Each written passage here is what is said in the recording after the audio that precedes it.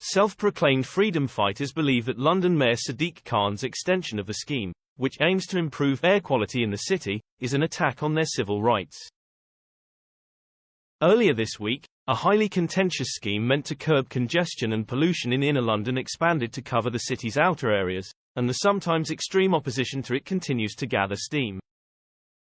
The Ultra-Low Emission Zone, ULEZ, scheme has been controversial from the off. On the face of it, the scheme is an attempt by the London Mayor Sadiq Khan and his colleagues to clean up the air, ensuring better quality in the notoriously polluted city.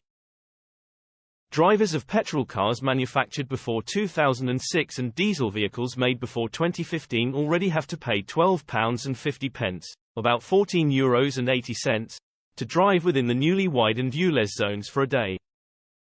However, Transport for London, TfL, estimates that around 90% of vehicles currently on the road are compliant. TfL also says there is financial help available to those who are in possession of a non-compliant vehicle and cannot afford a new one. Restricted to central London when it was introduced, the ULEZ had already been considerably expanded by 2021. As of this week, it now covers to the entirety of Greater London and its 9 million-odd inhabitants. Sadiq Khan has tried to reassure residents that it is for their benefit and not, as a growing number of people seem to believe, a restriction on their basic freedoms.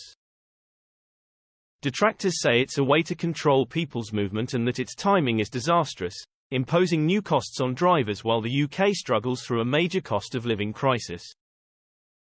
The Conservative government have, almost unanimously, poured scorn onto the scheme, attacking Khan, a Labour mayor, for putting it in place. High-profile right-wing commentators have also taken Khan to task.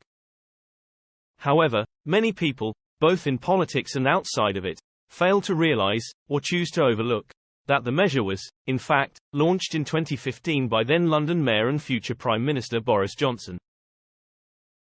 There have been countless protests since ULEZ's inception, with Londoners and outsiders alike marching on Parliament, holding signs reading slogans like, "Khan equals liar," and "Khan must go."